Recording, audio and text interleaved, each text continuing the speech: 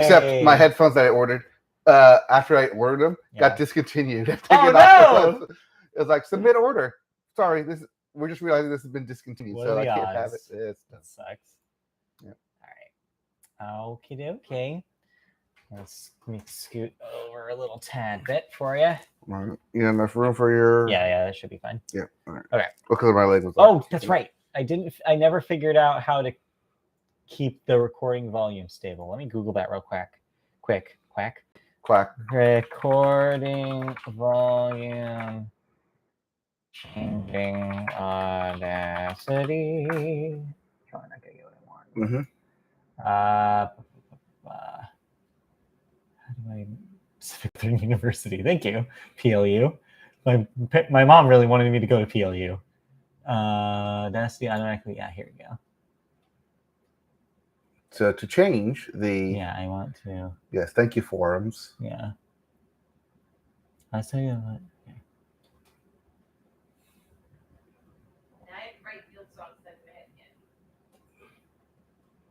Okay, this is a desperation. What? Delete the. What the fuck? What? This is so complicated. What? It was a Windows setting. The mic was set at 2 channels instead of. But why would that matter? Because it's trying to compensate. So. But we want dual channels for stereo. Do we need it? It's better than mono. But do we need it though? Because that's the thing is, if we did it in mono, it wouldn't adjust it on the fly. Right, but then we just have to double it so it becomes stereo. Switch one to right, switch one to left. Does it need to be stereo? Yes, I hate when it's not stereo. All right, fine. I feel like there was years of listening to podcasts. Everything was mono for a very long time. And then only recently have people moved to stereo. Because stereo is better. Mono was the format for podcasts. That's because people just put one ear in. And whatever. We'll deal with. I'll just pump it up before, and we'll deal with it. And I don't know. We'll watch it. All right, we'll watch it. It just sucks because it's like such a pain. Okay. Scroll back to the top here. Mm-hmm. Have you been following this Nier stuff? No. Oh, you're in for a treat. Oh, it's wild. All right. Oh, There's always something weird going on with Nier, though. That's not new. Yeah. Christy, you'll love this. We're going to talk about Kelis today. Kelis. Thank you. I don't know how to pronounce it. Yes, thank you for that. Yes. Kelis is in the news this week. You'll see. All right. 3. It's the first story. It's literally the first story. All right. 3, 2. Yes, we can see you. It's fine. You're good. All right. Yes. No, you're good. Now you see me. Now you don't. All right. 3, 2. Hello, everybody, and welcome to another episode of the Media Boat Podcast, your weekly episode for news and thoughts on movies, TV, music, and video games. Not necessarily in that order. My name is Mike. His name is Matt. Hi, my name is Matt. His name is Mike. Thank you for joining us for the Media Boat Podcast. Today is July the 30th, 2022. Can you believe July is almost over? July is practically over now. Wiped out. Summer is flown away. Yeah, but you know it starts on Monday. What starts on Monday? August. And you know what starts in August? Oh, yeah. Yes. I get it. Football season. I get it. We'll get to that. Yes, it's Taylor Swift's August next week. Anyway. Remember to play August on August. I plan on it. Yes. Yes, thank you for joining us. This is episode 342. Probably not a huge episode today, so let's just get rolling right into it. Yep, and we'll start with the music section. Hey! And we'll start the music section with the Billboard, and we start the Billboard with the Hot 100. We have a new number one. We do have a number one, and you know what? It's about damn time. Yes, it is. Because Lizzo's About Damn Time is your number one song. There's the album bump we've been waiting for. Yep. She got the benefit of the big album release. So congratulations to Lizzo for a number one single. And that means at number 2, as it was, Harry Styles, Pumps Down. Coming in at 3, Running Up That Hill, a deal with God by Kate Bush. Coming in at 4, First Class by Jack Harlow. And rounding out your top 5, Yep. Wait For You by Future. But really, it's Drake and Thames. So yeah, besides the Lizzo number 1, the big news here is that this is a new highest peak for Kate Bush. Mhm. A number 3 song Number 3 that song. came out over 30 years ago. Anyway. Way to go, Stranger Things. Yeah, way to go. Apparently she makes like all the money. Like I guess that for I guess how the song was Royalties. written royalty wise, like she gets everything from plays of that song. Oh, So she's not like sharing that money with a whole lot of people. So she is becoming extremely rich off of this. Which hey, well, it's Spotify rich, so yeah, like just, but it's not just Spotify because this is placement in like the Stranger Things placement by itself had to be right. a huge deal. Plus, like it's been radio airplay has gone way up. I hear it every day on K-Rock. That's not an exaggeration. Every time I drive home, they are playing it in the rotation. Kate Bush coming to a festival near you. I don't know. I don't think she wants to tour again, but we'll see. No, you don't need a tour. It's just you go to a festival and say, "Yeah, I'll be in undercard." Sure. Undercard. You're even talking in wrestling now. Yeah. Well, that's because SummerSlam's today, Yes. and we'll get there. Wow, wrestling and football. You are really going through a phase right now. Yes. Anyways. Let's move on to our Billboard 200, the albums chart. Yes. Continuing to be the summer album, Un Verano Sin Ti by Bad Bunny. Yes. Coming not held on and would not let Lizzo take number 1. Yep, because coming in at number 2 is Special by Lizzo. Yeah. At 3, Harry's House by Harry Styles. At 4, Moving Up, Dangerous, the double album.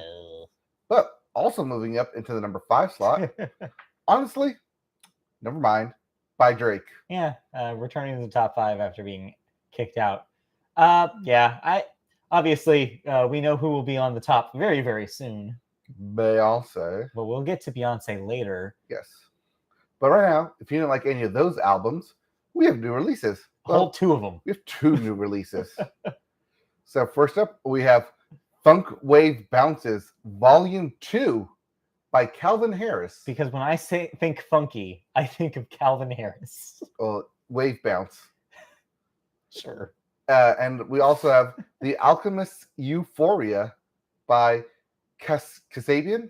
I guess. I think it's Kasabian. Yeah, sounds right. Yeah. All right, let's get into some music news. Yes. As we know, Beyonce released Yes. her album Renaissance. And yes, I'm going to say it like that. Renaissance. Renaissance. Yes. On Thursday night. Well, Friday, whatever. Yeah. So, in the past 48 hours, the only noise louder than the beehive's buzz Beehive. has been coming from R&B singer Khalees. I We even had a whole conversation. I had a conversation about I this. still messed up. Khalees, who was outraged that Beyonce sampled her 2003 song Milkshake without informing her. The sample appears in the song Energy from Beyonce's just released album Renaissance. The officially credited writers and producers of Milkshake are the Neptunes, aka Pharrell Williams and Chad Hugo, who were credited with most of Khalees' early recordings. In a long string of Instagram posts, Khalees writes, quote, "It's not a collab, it's theft. My mind is blown too because the level of disrespect and utter ignorance of all 3 parties involved is astounding. I heard about this the same way everyone else did.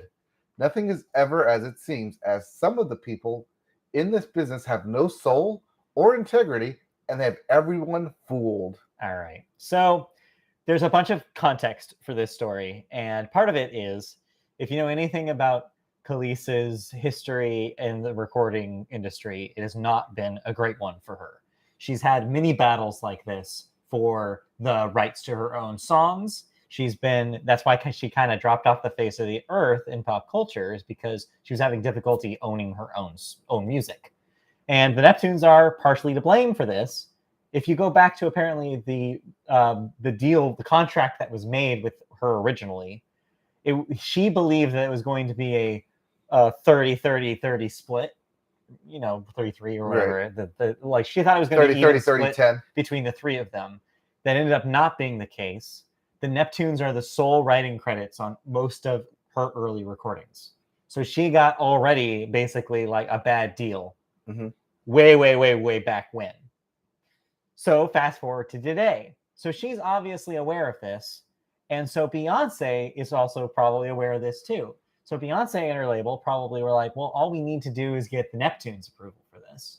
Because they're the ones who own the song. They probably assumed that they didn't need to contact Khalees. Right.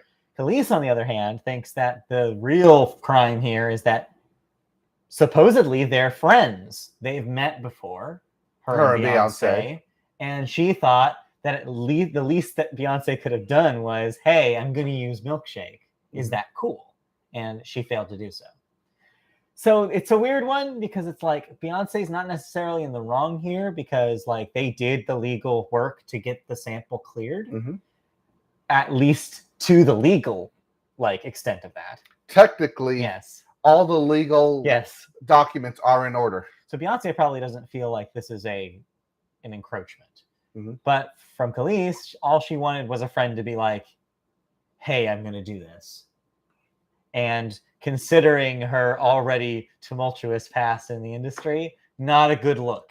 When like it's very hard to like dismiss her complaint here because it's a continued like version of what's already happened to her in the industry. So yeah, not a great feel-good story, but I thought it was relevant enough to mention in kind of the wake of the Renaissance release.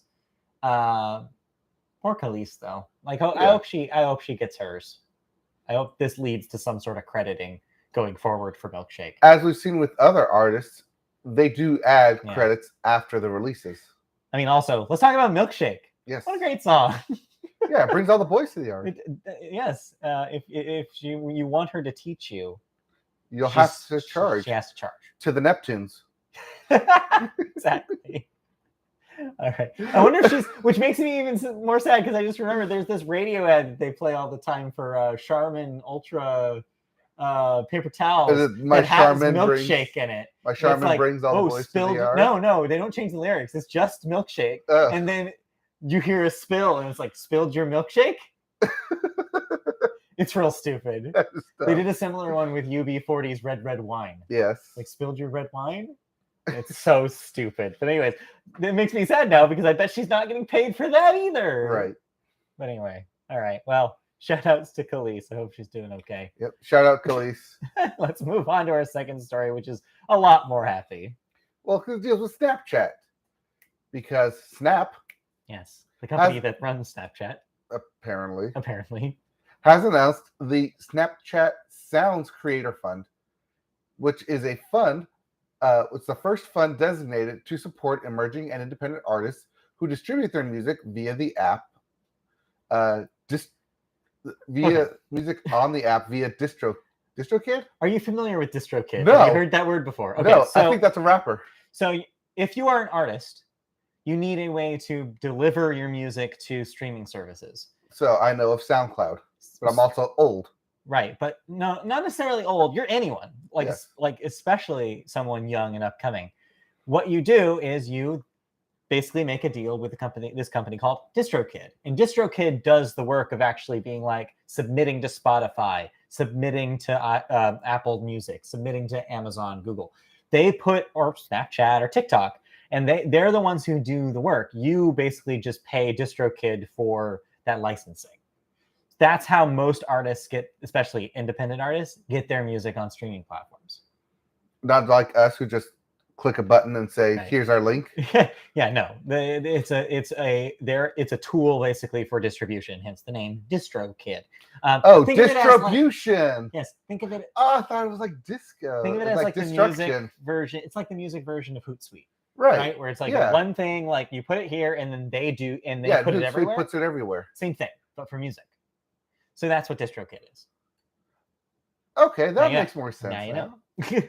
See, anyways. I'm old. I'm like, just put it on SoundCloud, and people will find it on SoundCloud. You're not old. Tell people to go find your SoundCloud. Isn't that what artists do? This blew up in like 30 years Here's ago? my SoundCloud. Yeah. Anyway. 10 years ago, 12 years ago. Well, it's not like that anymore. Yes. Anyways, continue. Anyways, because we're at the end of July, Yeah. starting in August, Snap will provide monthly grants of up to $100,000 to artists who are distributing music on Snapchat via DistroKid. The program is currently capped at 20 songs, but Snap says it will provide grants of $5,000 per song to artists based on the level of engagement Snapchat users have with the music. Currently, musicians who are signed with Snap's music label and publisher partners, which include UMG, Warner, Merlin, Sony, Universal Music Publishing, and Warner Chappelle and Cobalt. You're big players. Yeah. They monetize their content through those agreements. The new Sound Creator Fund is a separate grant program for any musician that has opted into Snap's deal with DistroKid by granting all rights. So yes, so what they're differentiating between is, of course, somebody assigned to a major label and somebody using something like DistroKid. Mm-hmm. Those are typically two different kinds of artists.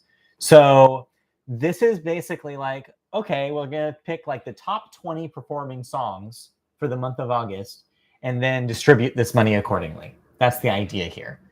So there's two things about this. One, I think it's a potentially really cool idea, because if you do have an indie song that's blowing up, like for example, when years ago when a Beach Bunny song was huge on TikTok, they weren't seeing a whole lot of money from that besides it being showing up in sales if they made a sale from that, from somebody hearing it. This allows a big indie success like this, a viral success, to actually get paid out, which is great. Is it great that it's limited to 20 songs? Of course, not great. But Snapchat isn't TikTok. They're not the biggest player on the ground, like in this field right now, which comes to my second point, which is this is a like let's kick TikTok's ass move. This is TikTok is the place where these songs are going the most viral, where this is happening the most. Snapchat is like, no, we want a piece of this. So they're enticing indie artists. Though? So that's the thing. I thought it did. They've had a little bit of a comeback lately. I've been noticing more and more people talking about Snapchat again. And I think it's because of competition with TikTok. I think people are getting a little disillusioned with how TikTok works. And so they're returning to Snapchat as an alternative.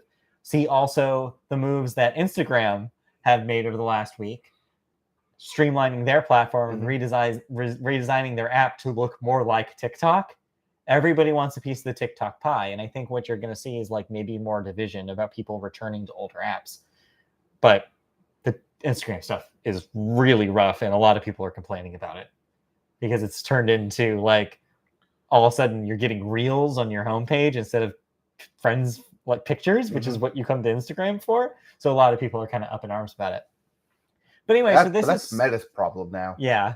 But this is Snapchat basically trying to be like, we can do what TikTok does. Come over here, put your songs on it, like focus on our platform, because we're going to potentially pay you a lot of money if you're really successful here. So it's a good move and an interesting way to keep Snapchat relevant. Yeah, it's pooled money. Yeah.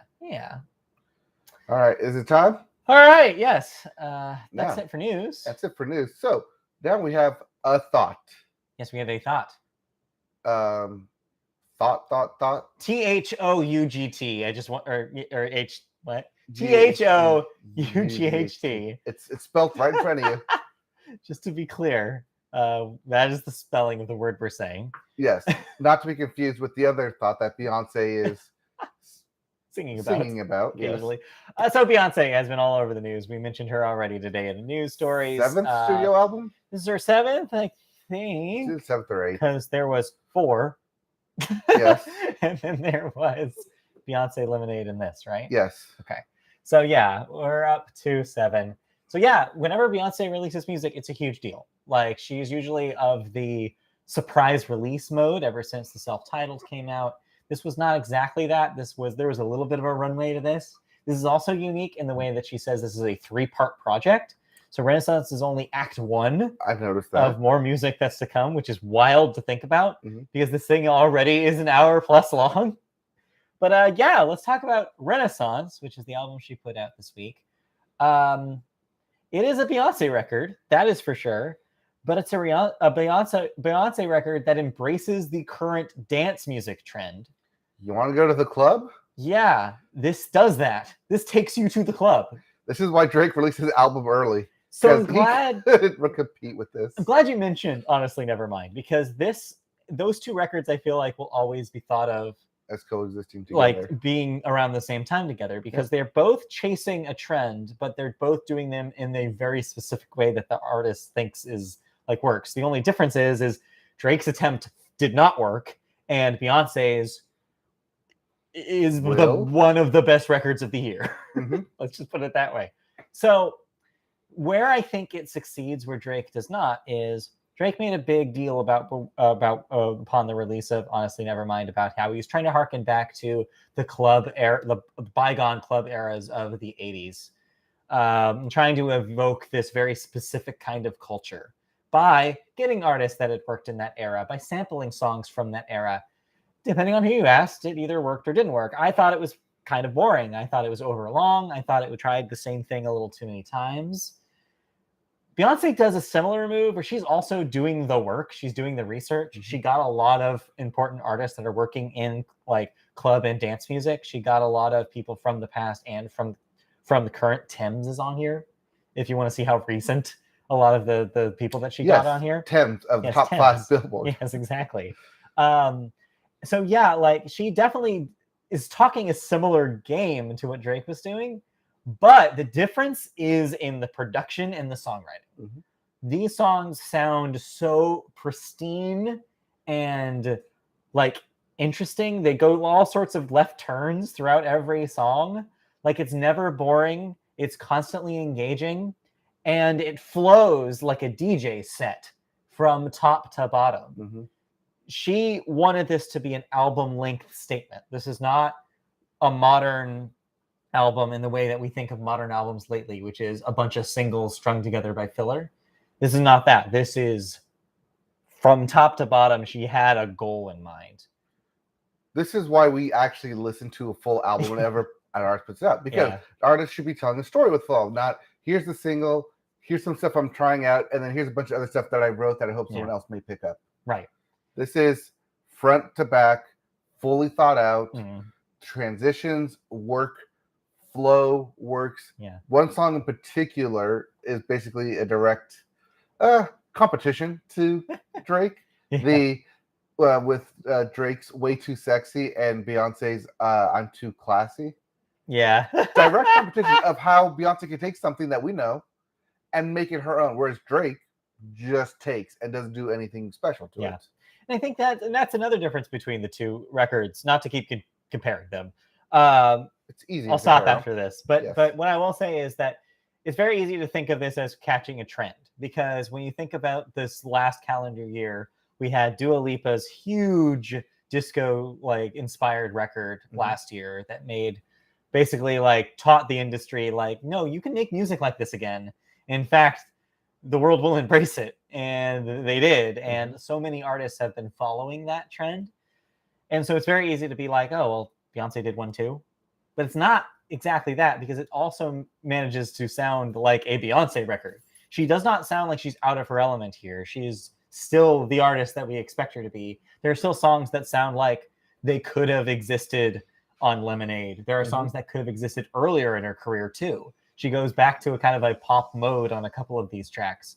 There's like enough of her identity here that it doesn't feel like it's a cash grab. It never feels like it's just she's riding a wave. She's created her own part of an existing trend and will do her own work, influencing a generation of artists after this. She took a lot of notes from the album before it, not her own album, Black is King as well. Yeah. A lot of big beats, a lot of bombastic beats, but also a lot of harkened melodies being on repeat, but the good kind. Yeah, I mean, I think there's not so much more to say about it here. Like, if you like dance music and you want to see Beyonce's take on it, or you just want a new Beyonce record, I think it will satisfy both of those people. I think it hits both of those marks. Is it perfect? I don't know. I think that there's maybe a couple, like maybe it's 2 or 3 songs too long.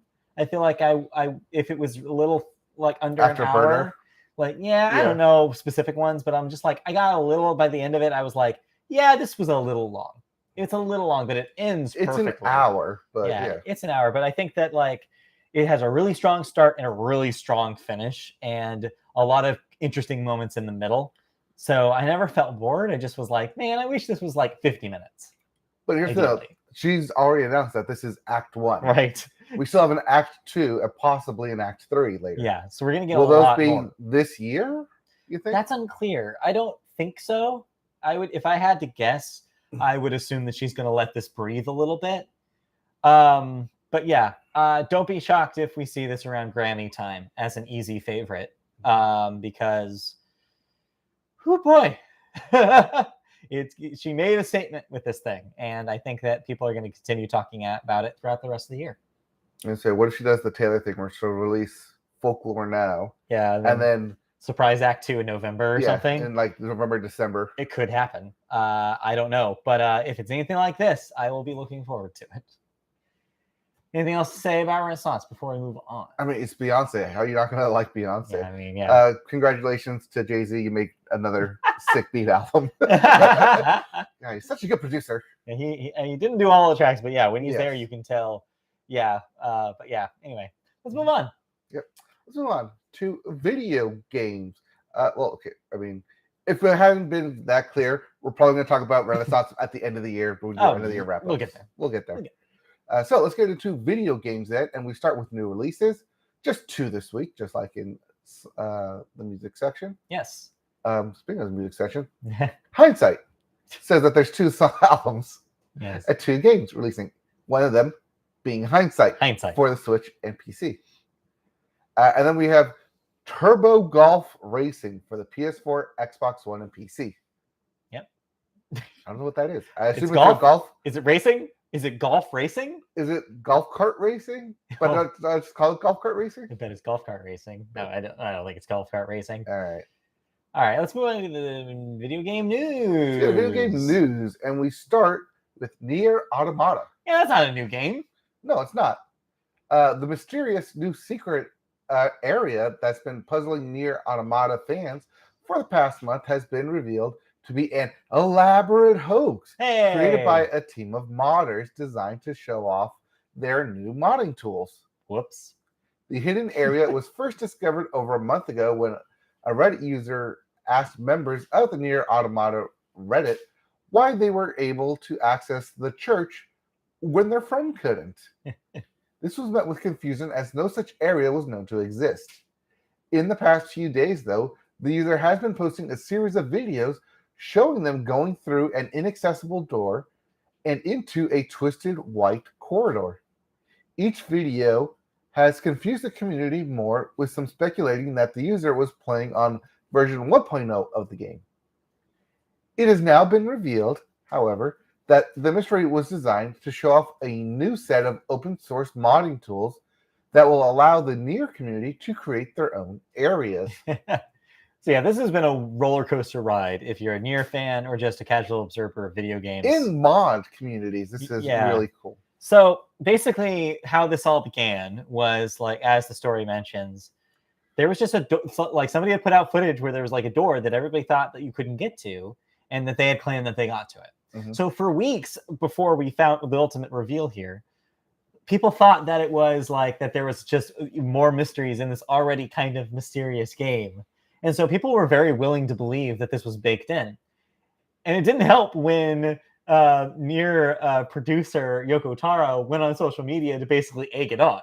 He was like basically on Twitter being like, I don't know, we put a lot of secrets in this game. Basically saying he wouldn't even own up to the fact that that's not a real thing in the game. Now that's just dumb. When you're the creator of the game and you don't know that something's in your game, you're just egging on this hoax. I don't know. I personally love it. Even if he fell for it. I love it, honestly, because it's like, I love the idea of just like... Because you have someone who can come out and just basically say, no, this is dumb. This is not in the game. Something's going on here. We'll take a look into it. But it's more fun to be like, my game is mysterious. My world is mysterious. Who knows what you're going to find in it? And let it kind of have a life of its own. Because fans of this game you included, Yes. one of the things that was cool about it was it did feel like this world where you were like, I have no idea what's going on here, and I'm like unraveling the mystery as the game goes.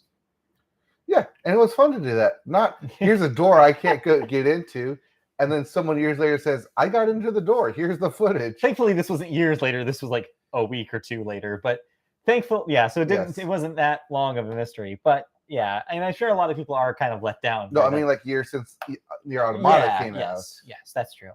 But yeah, so I'm sure that some people are probably let down by this revelation that it's not something that's baked into the game, but these new tools.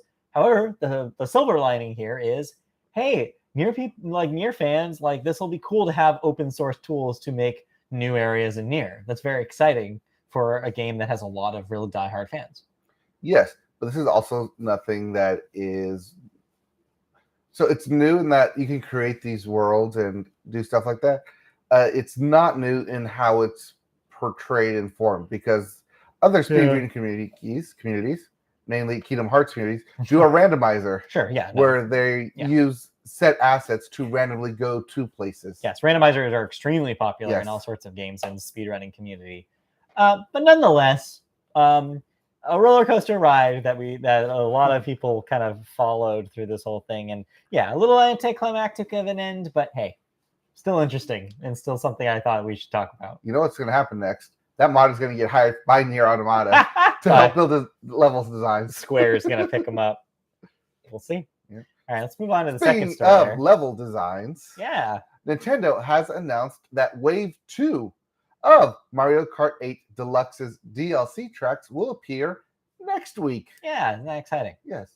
The next 8 booster course pack tracks will be available from August 4th. The company has confirmed. Yeah. Wave 2 will consist of two new Grand Prix. Did you know that that's how you pluralize Grand Prix? Is Grands Prix with the S on Grand instead? It's like what's the other example of this? Grands Prix. No, there's another like word like this, but yeah, like you don't since Prix. Since you put the S at the end, you put it before. It's Grands Prix. Isn't that weird? Yes, 2 Grands Prix. Yeah, each containing 4 tracks. The new GPs, Grands Prix, GSP. Yeah, it'd be GSP, not GPs. Yeah, because I didn't write this. Don't blame me. So the new Grands Prix will be called the Turnip Cup and the Propeller Cup. Yeah. The new tracks are New York Minute from Mario Kart Tour. It's the mobile game. Yep. Mario Circuit 3 from the SNES. Calamari Desert. Calamari are nice. On the N64. Waluigi's Pinball on the DS. Sydney Spirit on Mario Kart Tour. Sydney Sprint. Spirit. I've never played any of these Mario Kart tracks. 8 is the only one that I know. Okay. Snowland from the Game Boy Advanced. Mushroom Gorge. Advanced. Game Boy Advance. No D. Yeah, Advanced. No. Yeah, they're advancing. From the Wii. Clearly, I only own a Switch. Clearly, you're a PlayStation game. Yes, and a new track, Sky High Sunday. Yeah. Yay, new Mario stuff. Yeah, so this is fun. Speaking as someone with Mario Kart experience, Calamari Desert was one of my favorite tracks on Mario Kart 64. This is the one with the train that goes around. And then Waluigi Pinball is a fan favorite from Mario Kart DS, so it's cool to see that one on here. I don't remember anything about Snowland from Super Circuit, and I did not play Mario Kart Wii, so Mushroom Gorge doesn't mean anything to me either. But always good to see more Mario all of these Kart mean tracks. Nothing to me, but it does mean that these tracks have been retooled, revamped, and ready for Mario Kart 8 Deluxe, a game that came out 6 years longer ago. than seeing as the original Mario Kart 8 was a Wii U game. Yes, it's pretty old. But yeah, they continue to pour more life into it, and we continue to try them out when they come out. So yeah, we're excited. As a recent Mario Kart convert behind me is especially excited. to play these new ones. I may have you guys over for Mario Kart Day. Mario Kart Day? Yeah, we're just What's playing all the Mario Mario Kart Day? Karts. Oh. We have a wheel. You have the wheel. We have the wheel for Very Mario cool. Kart. Hey, we have somebody in the chat. Hi. It's Thanks still for in joining us. the box. Hello. Hey, thanks for hopping onto the show. Yes, All right, we're talking about Mario Karts. Continue. All right, so that's the new Mario Kart tracks. I will definitely check these out when they come out next week. So next week's show, which will be your show. Yes, a remote and or remote solo or show. Solo show. We will talk about those new tracks. I'll tell you how the stuff is. I do like Mario Kart. It's true. All right, let's move on. Yes, you more than me because you actually grew up with a Nintendo. Yes. Let's move on into well. First of all, any thoughts for video games? Any video games you played this week? I've not had time to play any video games this week. Yeah. My house is currently under deconstruction. A deconstructed house. Oh. Yeah, delicious. Reconstruction house going on. So no, I have not been able to play any actual games. All right. Well, grew up with the N64 version. I mean, I did too. That was my first one. Yep. Good times. All right. So let's get into some. Did you play anything else? So I got a lot further in Neon White. I haven't finished it yet. I got to a big plot thing that I didn't think was going to happen so early in the game, and that was kind of shocking. So I got. Does it deal with yellow? Yeah. So I got. Okay, you didn't realize. Spoiler. Yes. So I got there, and then I'm in the world, I guess, after that. So I'm still cooking on it. I hopefully will finish that before next show, but no guarantees. Yep. I still haven't gone back to Stray. I'm still where I was. So I finished Stray. Finished Stray? Yeah. Turns out I did only have 10 minutes left. It was just two last puzzles. Thoughts about it, you can listen to them last week, but they stayed the same. A lot of what makes that game fun is running around and just being a cat instead of and also like finish the puzzle. It does feel like when you get towards the end, there is a level missing that they built out this level world and then either forgot around a time or just didn't know what to do with it, because as soon as you hit like the penultimate, it just goes right into the final world. Yeah. Yeah. Okay. All right. That's interesting. I had heard things people saying it similar things to that. So I'm like, yeah, it checks out. Yeah. I like Stray. People like Stray. Yeah. Kids like Stray. It's kiddie. It's a kiddie game. Yes, I really enjoy the atmosphere of it. I do want to return to it sometime this week. Mm-hmm. Speaking of like robots, it does remind me a little bit of Nier, where you're trying to unravel the mystery. Yeah, it is very adventure gamey, like Nier. Mm-hmm. All right, let's move on then out of video game thoughts and into the television section. Second half of the show here. We start television as always with the Sports Corner. Oh no, sports got cleaned up. I cleaned the table. Sorry, we had a guest this week. Oh no, sports got cleaned.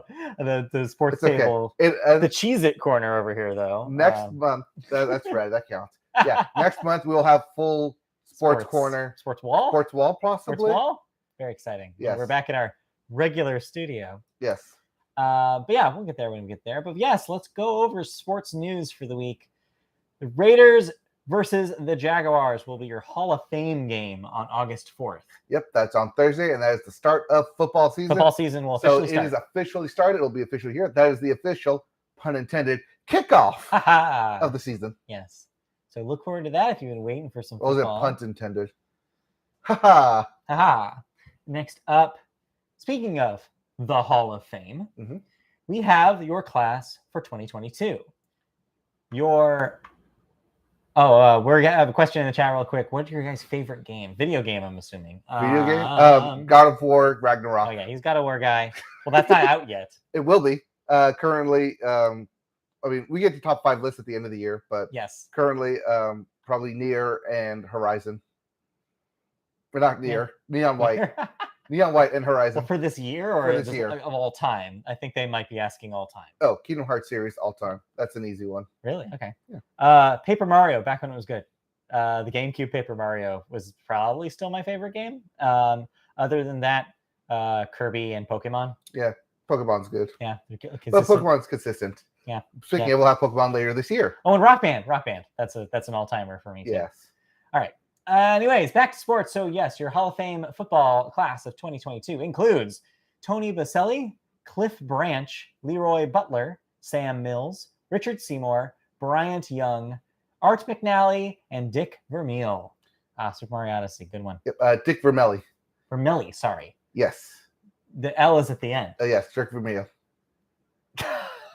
Which one is it? Vermeil. He was the UCLA coach, and then he was the Eagles coach. The coach from Invincible. Oh, that guy. Yes, that Dick Vermeil. That Dick Vermeil. Art McNally was the owner, longtime owner, I think, of the Falcons before the Banks bought him. Okay. Or Blancs bought him. Okay. Yep. And So then Richard Seymour, defensive claim for the Raiders. Other than that, I am disappointed with this class. Yeah, I was gonna say there's not a whole lot of names the That's because they did non-football person recognize. That's because they didn't put in first ballot Hall of Famers. Should have been first ballot Hall of Famers. Devin Hester and Marvin Harrison. Oh, those are names that I recognize, and they're not here. Yeah, that's a good point. Yes.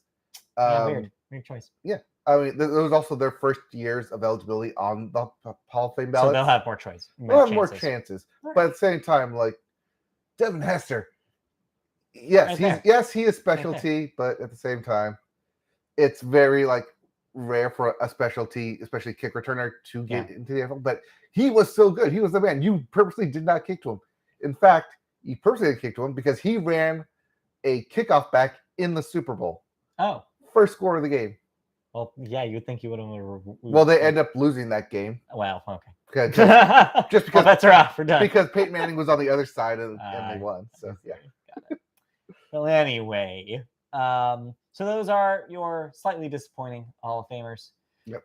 Next up, speaking of football, USFL, which you watched this season for some reason.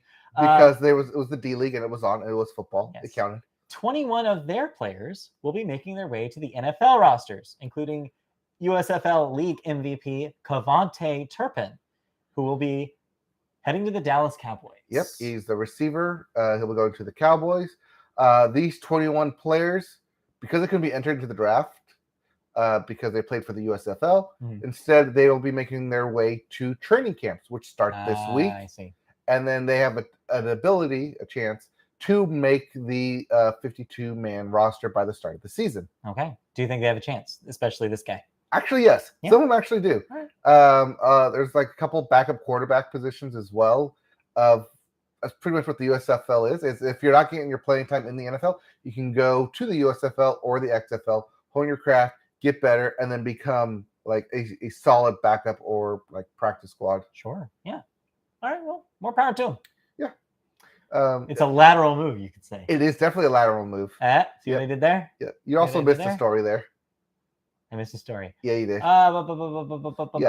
So, Kyler Murray. Oh, yes. Sorry. What is a study hall clause? Oh, this is why I put this in here. Okay. Kyler Murray of the Arizona Cardinals, quarterback, was basically holding out until he got a new contract. So he got a new contract, like 5-year, $50 million or $40 million a year contract. However, when he signed it, it included a clause at the end for study hall, where he has to spend 4 hours each week during game day as prep in study hall.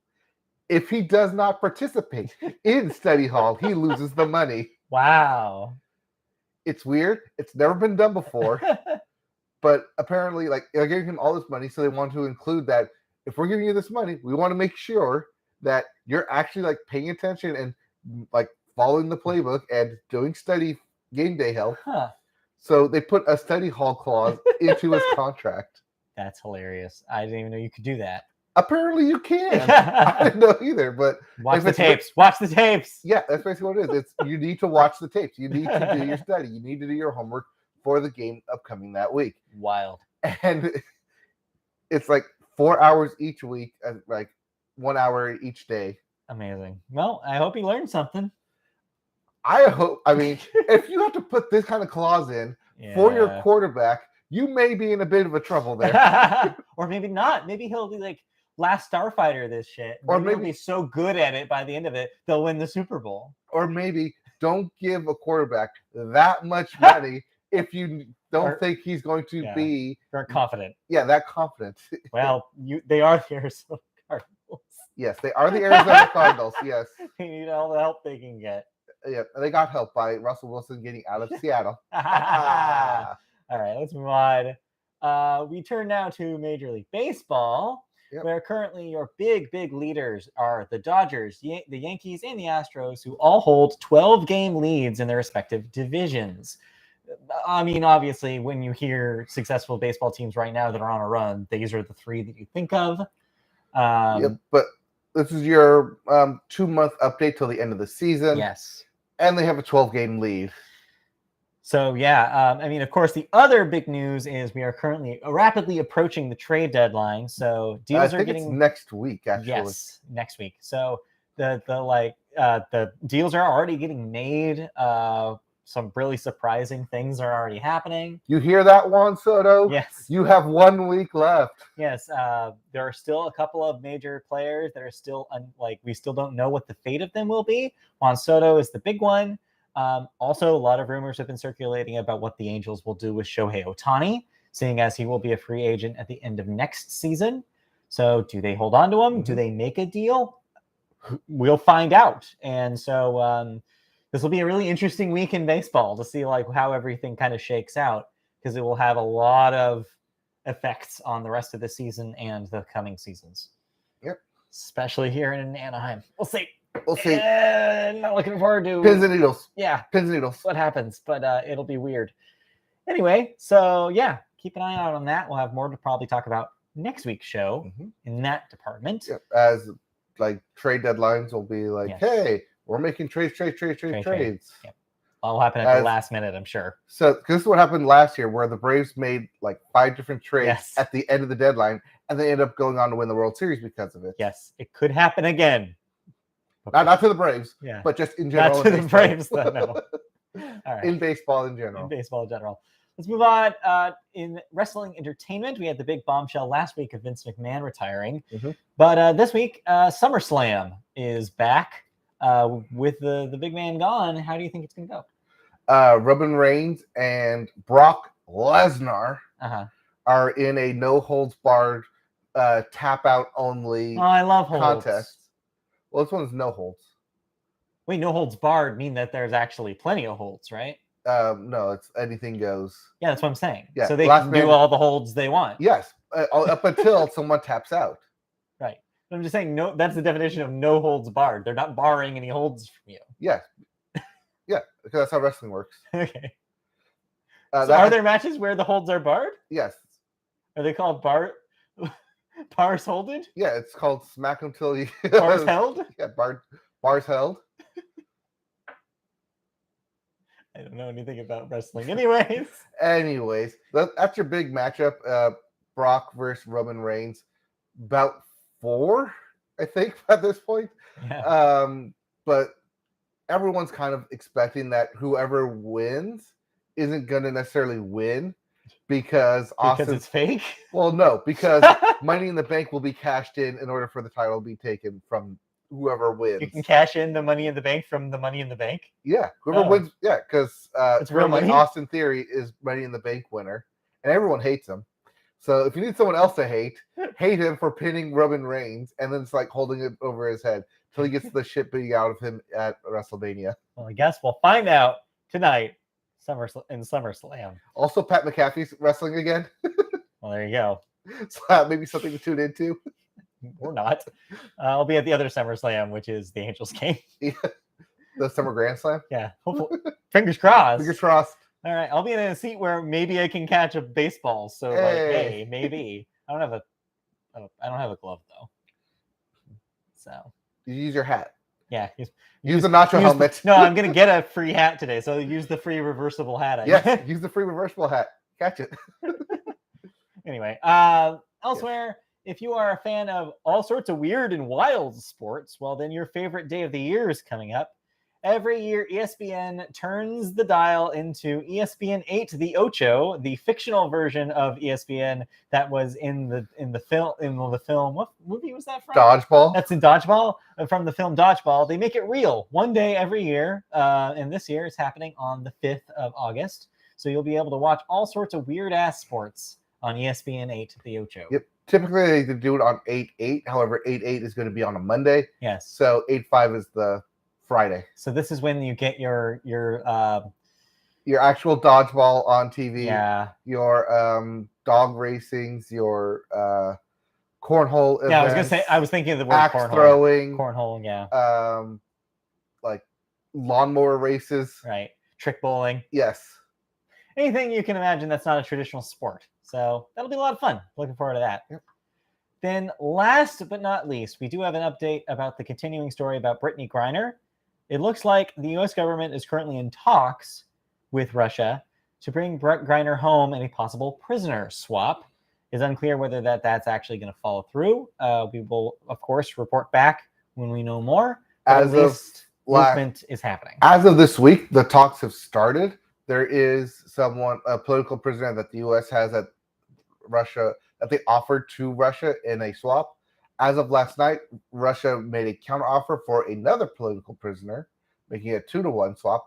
However, the one that they added to the deal is not a U.S. political prisoner, but rather a German political prisoner. Can they do that? No, they're altering the deal.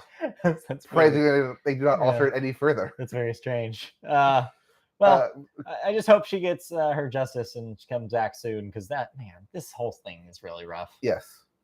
All right, let's move on to television news. Because we're the Media Boat Podcast, we have to talk about this. It's Jeopardy!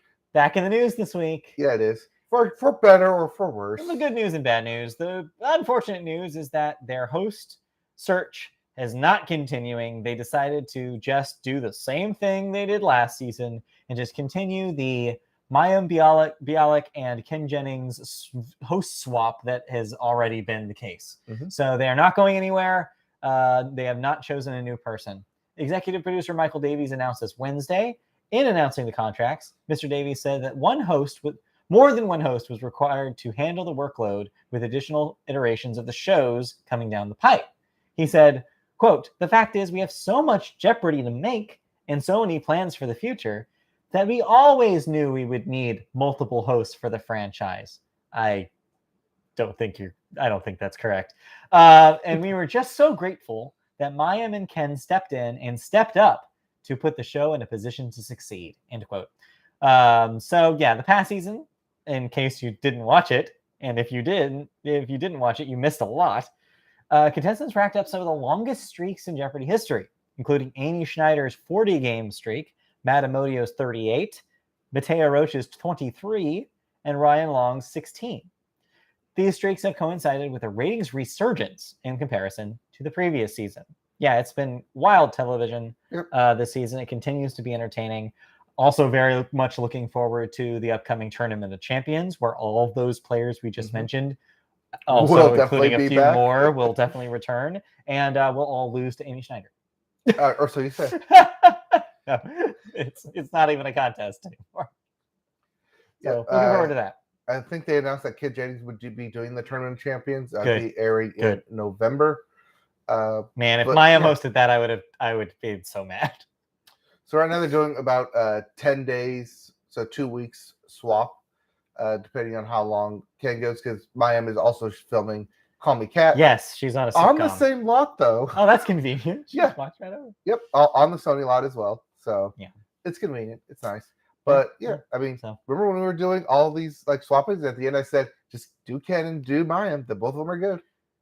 Yeah, I don't know. I like Ken's style way more than I like Mayim's. Yes. I think that Ken's got better hosting. Yeah. But he's built that up over the past 2 seasons now. Yeah, I guess what I'm saying is I'm done with Mayim. I just want somebody else as that second rotation spot. I think they'll look at the ratings this season more closely. Yeah. Put Christy in. Yep, let's see the next season. She's ready. Got it. And see, we have a spike when Ken's on. We have a dip, or I hope. a dip when this happens. Yeah, like when they swap hosts, they'll notice like the ratings dip or something. Maybe, but probably not. The same people watch Jeopardy every day. Right. I'm guilty of this just as much as anybody else. Yes. Anyways, let's move on to our second story. Something that the television industry and the entertainment industry overall is guilty of is rebooting old shit. Rebooting stuff from the 80s and 90s. Well, yet another example of this has happened this week, and one really from left field that I didn't think would come back anytime soon. Do you know who Max Headroom is? Unfortunately, no. Fortunately, yes. I do know what Max Headroom is. Yeah, Max Headroom, one of the weirdest relics of the 80s. We'll go into its history in just a moment. AMC Networks is developing a Max Headroom drama reboot with Matt Frewer set to reprise his role as the world's first artificial intelligence TV personality. Big quotes around that. Halt and Catch Fire co-creator Christopher Cantwell is writing the adaptation and is attached as showrunner for the project, which is produced by Elijah Wood and Daniel Noah's Spectre Vision and All3 Media.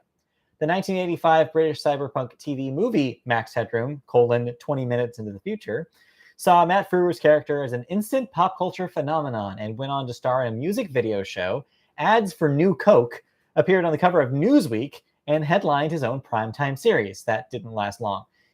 He's also famous for or infamous, I guess you could say, by being used as a hijacking a signal in England that some television hacker did. It wasn't an official use of Max Headroom, but the Max Headroom character was used in that event. I went to school for TV and film. Anyway, that's how I know this. Yes. So the Max Headroom series aired on ABC for just 2 seasons back in 1987 to 88. And at that point, the character's massive popularity started to wane. But he's remained a cult favorite, with frequent pop culture references to this day on shows including BoJack Horseman and Agents of S.H.I.E.L.D., and recently in Selena Gomez's music video for Love You Like a Love Song, among many others. I didn't know that last one. I haven't seen that video, I guess. But yeah, Max Headroom, one of the weirdest things to come out of the 80s, an extremely 80s thing. Yeah. When computers were new and AI was just what if there was thing a of the fake future? What if there was a fake guy that just was weirdly twitchy and said stuff in a weird way? What if? What if AI had all this knowledge to broadcast all the news everywhere at the same time? What if he told you what the newest music videos were, man? Wouldn't that be weird? Wouldn't that be tubular? It's not an actor. It's an AI program. It's real. No. Anyway, yeah. Interesting spin to do a drama show. Yeah. I mean, and I'm glad the guy is coming back. I'm glad the original Max Headroom is going to still be here. Oh, Max Headroom. It's just a name. Named after a sign. Yes, the sign that says Max Headroom. Anyways, let's move on out of Max Headroom and into a couple television shows we watched. I actually watched one of these. What is Mind Over Murder and why did you watch it? So HBO Max, while I was waiting for Harley Quinn season 3 to premiere, kept advertising to me Mind Over Murder. I don't know why, but it said that the series had ended, so I could binge watch all episodes. Okay. All 6 episodes. So I did. Because sure, why not? I did this instead of watching The Gray Man, which I will watch next week and have my review on that next week. Okay, cool. So we'll learn all about The Gray Man next week. Yes. So, Mind Over Murder falls in the same footsteps of Making a Murderer, where it's in this case 6 people who were wrongly convicted of a crime, spent years in jail, only for DNA evidence to come back and say, well, no, DNA evidence says they didn't do this crime. And so it goes through the trial and everything. But the thing is that what makes it Mind Over Murder different from everything else is that at the beginning, they state that this trial and like the events happened in this town of Beatrice in Nebraska, they're making it into a play. And they're having actors who live in Beatrice. What? Beatrice. Beatrice. Participate in the play as the actors. What? Who are playing real people. Who participated in an actual trial. About this, who were later who were convicted of the murder, being named the Beatrice 6, and then exonerated later. Okay. So it's a dual kind of learnings about an actor going into this role, but then also trying to figure out what were they thinking here? What were they trying to get at here? What am I supposed to be feeling here? As well as interviewing the actual people and their statements of well, this is what happened. This is what I did. This is what happened. But it gets really into an interesting aspect when they bring in a psychologist on it. The same psychologist who interviewed these people and basically planted in these false memories. And that's where you get the mind over murder of these people who weren't there, or at least may or may not have been there. But if you have a psychologist in there who's doing an evaluation saying, but you were there, right? This is a fact. You know this is a fact, right? And saying it like that, like trying to get them to agree, like, you know this as a fact, right? And you want to say yes, that it is a fact. And then you kind of subsequently implant these false memories of something that actually happened, but you weren't actually there. I don't like this. I don't like this at all. Oh no, this is like part of like bad, shoddy police work. And like they interview the people who like actually did it. They're like, oh yeah, I didn't do anything wrong. Why would I do anything wrong? I believe I did everything by the book. You know, the book that was like done in 1970s has since been rewritten to be like, oh no, all this is wrong. Really redefines by the book, doesn't it? Oh yes, it does. Wow. This. Why? Why did I watch this? Yeah, why? Why? I don't know. Just the like advertising. The teaser. Watch everything that HBO Max advertises to you. The teaser caught my eye, and there was nothing good on Disney Plus to get down. Fair enough. But yeah, if you like Making a Murderer, Mind Over Murder is available on HBO documentary. Sure. Okay. It's 6 episodes, each an hour long. There you go. It's interesting. It goes into more of the psychology of both police and detective work and how you can subtly implant memories. And even like 30 years, as you think on it, these false memories, you think like become real because you're being told this over and over and over again. So therefore it must be true. Yeah. Even though it's not. Well, if you're into that kind of thing, yes, go for it. I mean, if you're done with like murder podcasts and you want to like actually watch a murder doc, yeah, Mind Over Murder. Yeah, there you go. Well, there you go. But the actual thing you were waiting for to premiere on a Thursday, Harley Quinn season 3. Yeah, so we've talked about the Harley Quinn animated series on HBO Max on previous seasons here on the podcast. Something that I didn't go in thinking I would like, and then came out on the other side being like, this might be the only DC thing that I like. So much so that you told me that I should watch it. Yeah, and I did. It's a charming, funny show that occasionally has the violence that you expect from the Harley Quinn character, but has a really like strong heart and emotion to it throughout the entire thing. It's very surprising, and it's like really interesting how they actually get you to care about these characters, even though they are villains for the most part. So this new season picks up where the last season left off, which is Harley and Ivy are a couple officially now. Yes. It's not just a will they or won't they thing. They are together. They are in a relationship. Poison Ivy, I guess I should be specific, just in case you don't know what I'm talking about. But I feel like most people listening to this podcast will exactly know what I'm talking about. But yeah, so it's similar in tone to the previous seasons. It is equal parts weird ass absurd comedy and superhero violence and comic references. And this delivers already. So the first 3 episodes so far of the season are out right now. Future episodes will come on Thursdays. And so far it delivers on all of those things and more. I especially enjoy what they're doing with the like with the balance of their relationship and how they're getting into are we like, is it maybe one of them trying too hard, trying to please the other? Is there a balance that maybe needs to establish here? They're getting into like, what's that, a realistic depiction of what a relationship between these two characters would actually look like.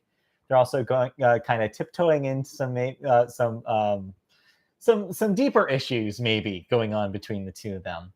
But then on the other side of that conversation, you also get literal like the weirdest stuff you've ever seen involving James Gunn. Involving James Gunn and not Tim Gunn, that's someone else. Right, no, that's somebody else.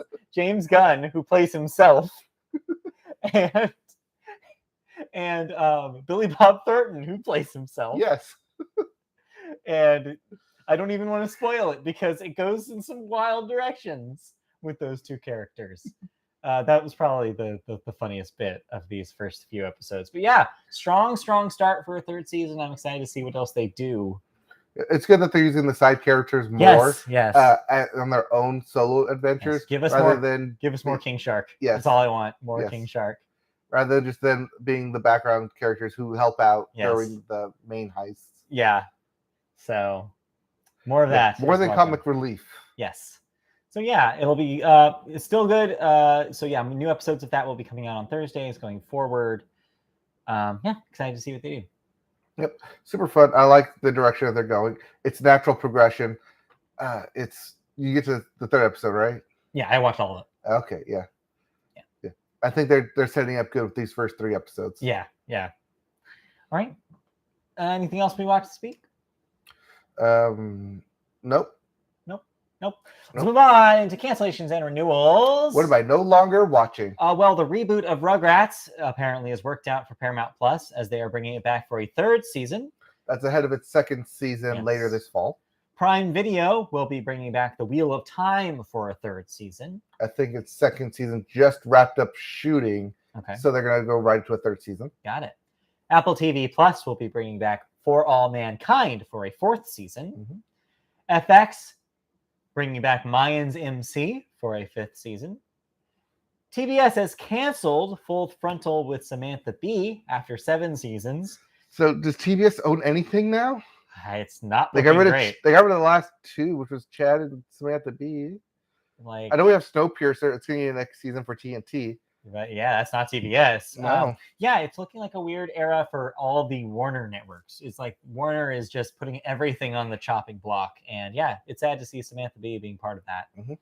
Next up, Paramount Plus bring back the reboot of iCarly for a 3rd season. PBS bringing back Miss Scarlet and the Duke back for a 3rd season. I believe that is a Masterpiece Theater. Yes. Moonhaven on AMC Plus will be getting a 2nd season. The Wilds on Prime Video canceled after 2 seasons. The What If series on Disney Plus will indeed get a 3rd season as predicted. Yep. As well as the upcoming shows that have not been that have been announced but not released yet. Yes. X-Men 97 will be getting a 2nd season, and Spider-Man Freshman Year will be getting a sequel. Spider-Man Sophomore Year. We will talk more about Marvel's plans a little later on the podcast. Yes. Then we have 3 deaths this week. David Warner, age 80, actor in The Omen, Tron, Titanic, among others, won an Emmy in 1981. He was also a voice actor on Batman the Animated Series. Yes. Next up, Paul Sorvino, age 83, actor, was in Goodfellas, The Rocketeer, and Law and Order, among other things as well. I want to say he was also in The Sopranos. Possibly. If you're looking for a standard Italian guy who's not Paulie, Yeah. the other Rough guy. few weeks for people who were in shows about the mafia. Yeah. It's been pointed out to me. Weird. I don't know why that's happening now. All the hits are going around now. Okay, that was a bad joke. Yeah, that was a bad joke. And then lastly, Mary Alice, age 85, actress, was in Fences, A Different World, The Matrix Revolutions as the second Oracle. Yes. And won a Tony back in 1987. Yeah, because they had to replace the original Oracle. Right, after she passed away before the recording of the sequels. So I don't remember this happening, but I did some Wikipedia lookup, and Matrix Reloaded and Matrix Revolutions came out in the same year. Yes, they came out in the same year, one summer and one fall, Yeah. and they were taped together. They were filmed together. Well, I know that, but yes, I forgot Same that year. they were the same year. Same year, believe it or not. Yeah. Not this, like, you have this year, then next year we'll have the sequel. No, they were ready to go. Yep. All right, let's move on then out of television. All right, well, I mean, yeah, or I guess so. Yeah, we already did that. So we yeah, out already of did TV news. cancellations and renewals into the movies section. And we have the box office numbers for the weekend for you. Nope. Made Yep. $44 million. That's a big yep. Not as, apparently did not make as much money as Us did in its release. However, still a pretty decent release for an original film. So congratulations still to Jordan Peele for that one. And getting good word of mouth. Yes. Number 2, Thor: Love and Thunder, moving down to $22 million. That's a 276 domestic. Number 3, Minions: The Rise of Gru, another 18 million. That's at 298. How pissed off is Disney that Minions is doing 298 and passing Thor? And that's a sign of the times right there. Sign of the times. Where the Crawdads Sing is at number 4 with another $10 million. It's at 38 domestic. And rounding out your top 5, Top Gun Maverick still kicking with another $10 million. That's at $635 million. I believe everyone in the world has already seen Top Gun Maverick. Except for apparently me. But that's fine. You can be Wait part for of next, streaming. you can be part of next week's 10 million. Hey, there you go. All right, let's move on to our new releases this week. Now, a couple, we have a lot actually, but I don't know what's happening with that last one. Yes. We have Bullet Train, which we've seen trailers for the last few months. Yep, that's the Brad Pitt. Brad Pitt. Yeah, Brad Pitt in Japan. Yeah, in Japan on a train. He's like a hired killer. Yes, remake of a Korean film, Bullet Train, as well. Makes sense. We also have Bodies, Bodies, Bodies. It's your horror film. That makes sense. Horror film. Let the bodies hit the floor. Yes.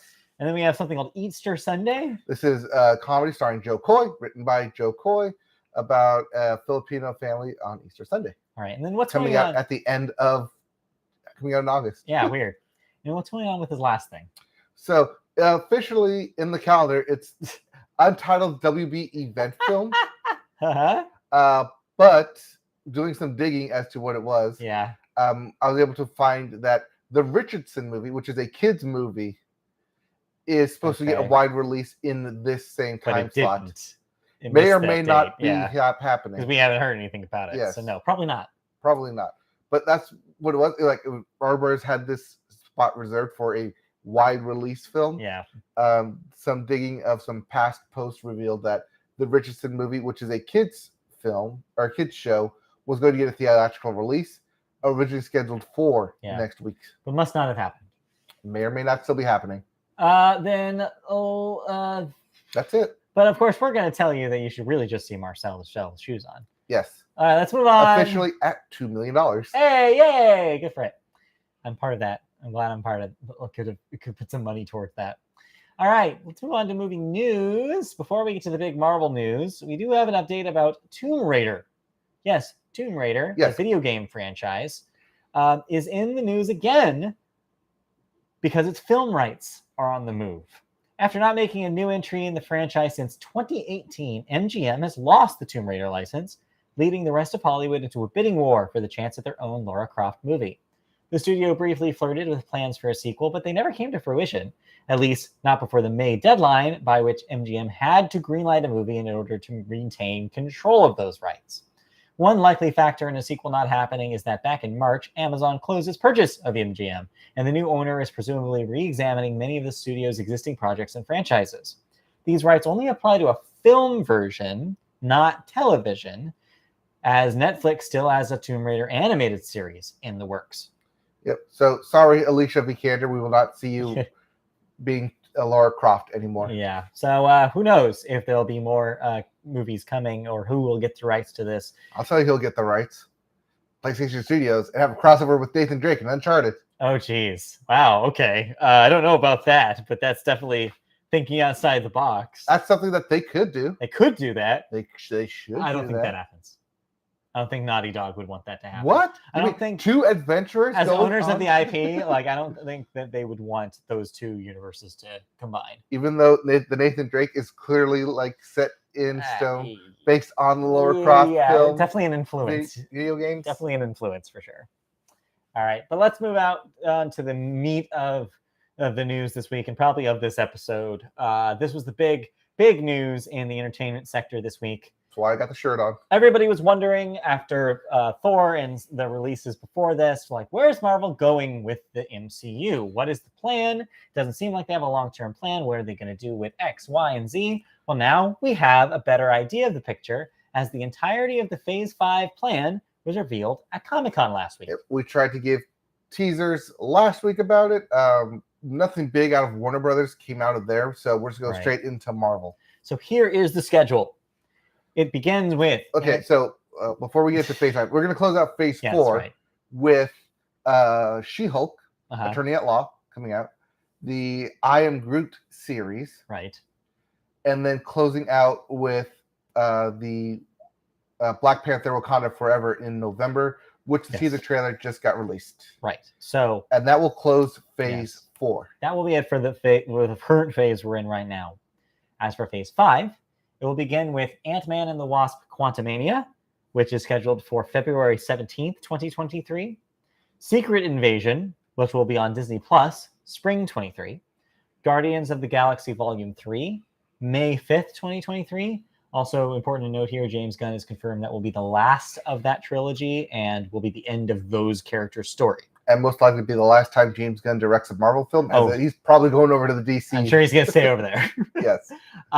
Next up, Echo, which will be on Disney Plus, Echo. summer of 23. Echo.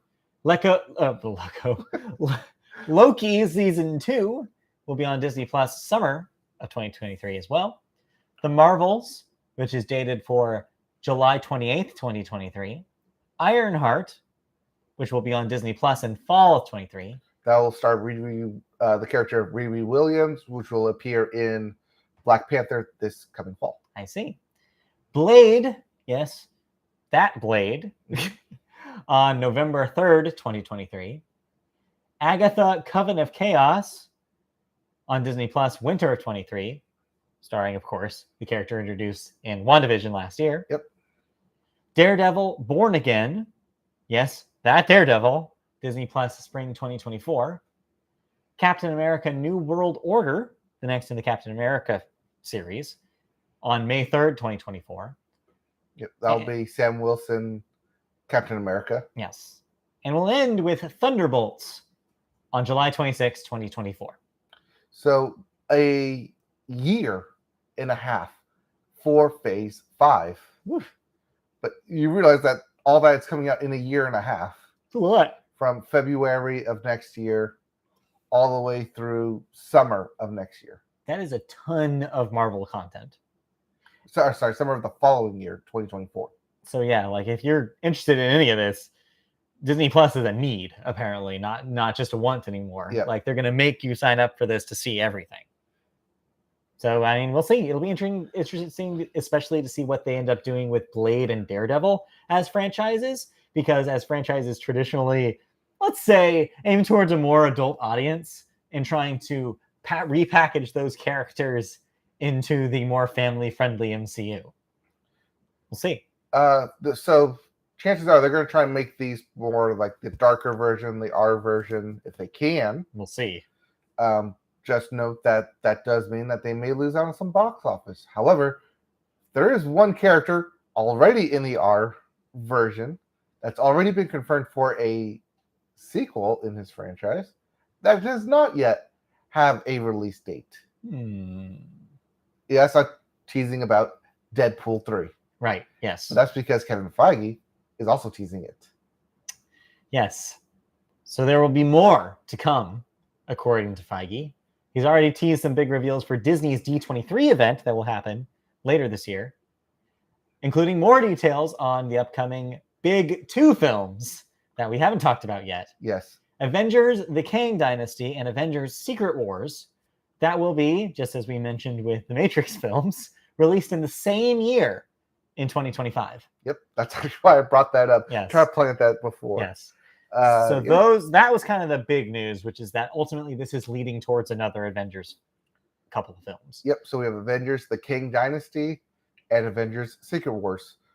But so that's Phase 6 officially. Okay. Also coming in Phase 6 is a Fantastic Four film that will kick off Phase 6. The full Phase 4, Phase 5, and Phase 6 will be called the Multiverse Saga. Mm-hmm. But yes, Kevin Feige will reveal more details at D23, which is in September. Yep. I think at the Anaheim Convention Center. Sounds right. So yeah, if you're a Marvel fan, that's a lot to be excited about. That's a lot to digest all at once. It seemed like it was a very overwhelming amount of information coming out in one day last week. A lot of this we knew that they had announced that they were in the process of making, but now we have actual dates as well as like some like scheduled release dates as well. But like I said, Deadpool 3 was announced to be confirmed coming from Marvel, not said when. Mm-hmm. Do also know this is all the live action versions, separate from the animated stuff, like the What If, like Spider-Man Freshman Year, and what was the other one that announced? X-Men 97. Right. Those are the animated stuff that's separate Yes. from MCU. Right. may or may not So- actually be connected, but Yeah. we'll see. So yeah, all of that and presumably much more. So yeah, get ready. Marvel fans will have a lot to enjoy in the next coming years. So cool. I guess we'll see. Yeah, like I said, the phase 5, culminating in the Thunderbolts film. Unsure if the Young Avengers film may be a part of that. Maybe. Unsure if Young Avengers will make it into this phase. I don't know. We'll We will see. surely see. All right. Well, that was the big news from Comic-Con. I'm sure there's a smattering of other things that kind of slip between the cracks, but we don't have time to cover all of it. Yes. That was the big news. Did you watch any movies this week? Yes, I did. Okay. I went to a movie theater. Did you? And it was me, my doctor, and 2 other people. Okay. And we watched, enjoyed, cried, laughed, and overall had a great time Uh-huh. watching Marcel the Shell with shoes Yay! I'm glad you saw it. on. Yeah, we took your advice. Yes. You were gushing about it. I saw everyone else gushing about it. Yes. So we went and we Yes. watched it. You loved it? And we loved it. Ah, we were it's so gushing good. about It's it. It was just so so good. good. Leslie Yeah. Stahl. Tick, tick, tick, tick, tick, tick. It just made you feel good. Yeah, it's just, Doctor loved it even. She didn't know what she was getting into. oh yeah, no. And that's the great thing about it. I think it works for people who are already familiar with the videos, but it also works as like just come into it blind and don't know what it is. Yeah, like if I saw those videos, they were 10 years ago. Yeah. Same thing with my doctor, 10 years ago. Right. So to see like basically coming in with like without looking it up with just like fresh face, I don't know what I'm getting into. Yeah. And we're just gonna explore and have fun with this. And to come out on the other side like so good and so feeling so wonderful and Yeah. it's just it ended so nice. It's just so charming. Yeah. It's just so sweet and so touching and yeah, and funny. Mhm. It's like, yeah, it's just like, it's such a perfect movie. I'm so glad that people are spreading the word of mouth about it. Yes. Yeah. I hope it has a second life on streaming. I hope so too. Yeah. I hope a lot of people discover it. I now. did love that it was a very good commentary on community, Yes. especially the difference between like online community, Yes. toxic community, and like a home community. Yeah. What it actually means to have people around you and Mhm. work together Yes. instead of just relying on yourself. Or, It's, yeah, or internet strangers. it's an amazing little movie and I'm glad they got to make it. And like, yeah, I just hope it does well enough for people to find out about it. Can this win an animation award? I don't know, actually. That's a Does good it fall as question. animation? That is an excellent question, and I cannot answer it. I don't know where it falls in category, I feel like like where it it should. categorizes. I feel like it should. Yeah, Where did Roger Rabbit fall? Where's Chippendale Rescue Rangers falling?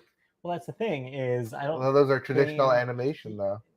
Well, Well, it's stop motion. Rescue Rangers is not. Yes. It's not traditional animation. It's CG that's designed to look like Yes. traditional animation. Yeah, I don't know. I have no idea how you categorize those things, but it should win something. Like give it an Oscar. I don't know for what. It already won our hearts. It already won our hearts. All right. Well, we'll talk more, I'm sure, by the end of the year about Yes. that. But yeah, besides that, I didn't see anything. Okay. No, as much as I love Taylor Swift, I'm not going to see DC Legends of Super Pets just to see the snippet of So, Bad Blood Taylor's version, which is apparently in there. But anyway, that'll do it for movies, and that'll do it for the podcast this week. yeah, a quick one right Yeah. there. So thank you for joining us. We'll be back next week for all sorts of things. Not sure what wraps up before next week, but we will have information on the baseball trade deadline. We'll have trade deadline. We'll have. I'll probably get some more games for next week. Unsure if it will be a solo cast or a Yeah, Zoom we'll cast. see. It will definitely be me. I will definitely be here. Yes. I'm going to a party Oh boy, next weekend. party time. Yes, a John party time. Yes, John party. We'll enjoy that John party. I guess that's something I Meantime- could forgot to mention. Yeah, I went to the concert. Oh yes. You didn't talk about that in music Mhm. thoughts. Well, it's a Kenny Chesney concert. You know what you're getting into. Yeah, you're getting what you're into with the Kenny Chesney. Well then. Anyways, then we don't need to talk about that. Yes. Thank you for watching. Thank you for our one chatter who watched the video game segment of our Yes. show. If you want to chat with us, We go live every Yes. Saturday. You can find us on YouTube. If you search YouTube for Media Boat Podcast, you can find us. We go live on Saturday mornings Pacific time, around 9:15, 9:30. If you want to watch us archived, though, we have an archive of our shows as well on our channel. You can also click the little bell to get notified when we go live. You can also find us in traditional podcast audio form on podcast services such as Apple Podcasts, Google Play, Amazon, iHeartRadio, Spotify, wherever you absorb podcasts. You can find us by searching Media Boat Podcast. You can also find us social media channels such as Twitter, where we're at Media Boat Cast, Facebook, search Media Boat Podcast to find our page. Email us if you have any questions, comments, feedback, anything you want to say to us. We'll read your email on the show. If you do, mediaboatpodcast@gmail.com. And mediaboatpodcast.com is where you can also see an archive of our previous shows. That'll be it for this week. So thank you again for watching, and we'll be back next time for even more. Yep. If we're not live on YouTube, next time you see us, we'll be in a new setting back here. All right. So, thank you all for listening, and thank we'll you. see you next week. Bye-bye. Okay, bye. And bye. Bye. Thank you for chatting. We got a chatter.